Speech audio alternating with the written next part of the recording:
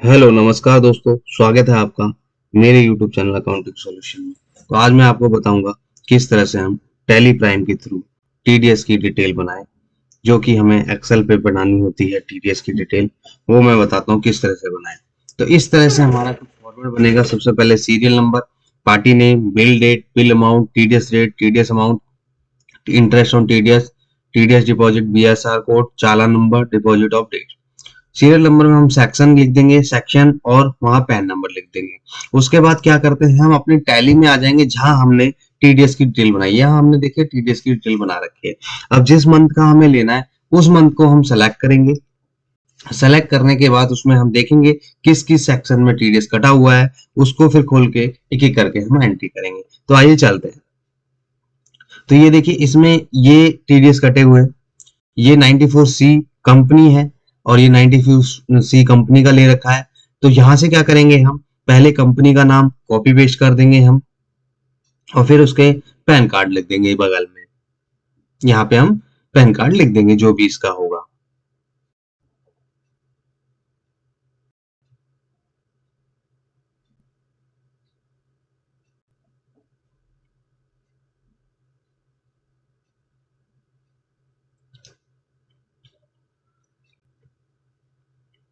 अब हमने उस पार्टी का नाम लिख दिया। अब यहाँ पे हम बिल डेट देखेंगे। बिल डेट क्या है, बिल डेट डाल देंगे हम। फिर बिल अमाउंट डाल देंगे। बिल अमाउंट कौन सा डालेंगे, टोटल वाला बिल अमाउंट नहीं डालेंगे, बेसिक डालेंगे जो जीएसटी से पहले का होता है, टैक्सेबल अमाउंट। उसके बाद टीडीएस कंपनी में 2% कटता है तो 2% लिख देंगे हम। यहाँ कैलकुलेट कर लेंगे इसका 2%। ये आ गया तो इसको हम राउंड कर देंगे। हमेशा टीडीएस राउंड में ही जमा करना होता है।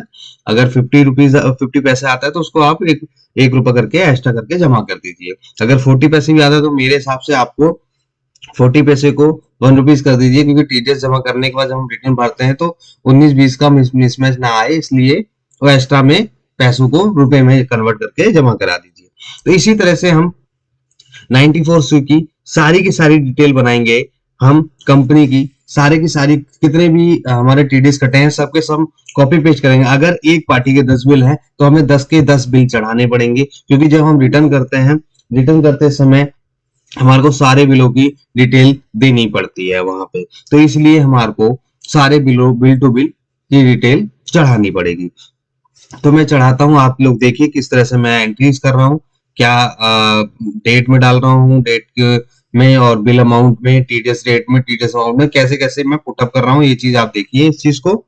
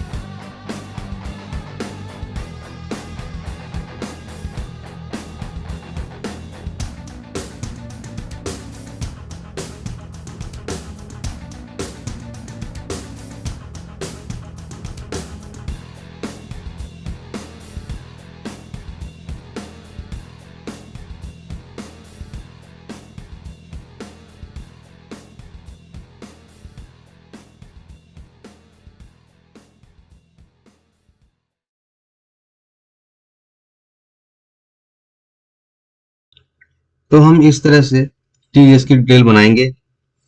हर सेक्शन को हम अलग लिखेंगे और सेपरेट सेपरेट उसका टोटल करके अलग अलग बनाएंगे, जिससे कि हम चालान एक ही जमा करते हैं, एक सेक्शन का एक ही चालान जमा करते हैं हम, लेकिन हम जब रिटर्न करते हैं तो हमारे को ये सारे बिल दिखाने पड़ते हैं।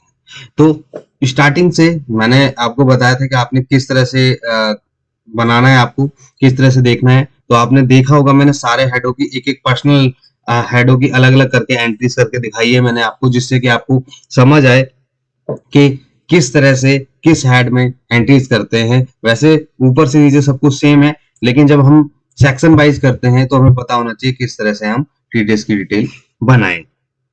रेंट का अलग होता है, कमीशन का अलग होता है, टीडीएस ऑन परचेज अलग होता है। तो इस तरह से आपको ये सारी डिटेल बनानी है और सेक्शन वाइज आपको सबका टोटल अलग अलग करते जाना है, जिससे कि चालान जो जमा होगा वो टोटल से होगा। फिर उसके बाद क्या करना है आपको, टैली में ये देख लिया, सारा वेरीफाई कर लीजिए कि हाँ भाई मैंने सारे सेक्शन का वहां पे लिख दिया है, नहीं लिख दिया है। और यहाँ पे टोटल आए तो टोटल भी चेक कर लीजिए कि हाँ भाई इस टैली में इस महीने का टोटल क्या दिखा रहा है, और जो हमने एक्सेल शीट बनाई है उसके नीचे सम में क्या आ रहा है टोटल। तो इस तरह से आप करेंगे। अब यहाँ पे मैंने टोटल चेक किया, अब मैं टोटल चेक करता हूँ नीचे जाके सबका कि कितना है। ये देखिए 54,624 आ रहा है।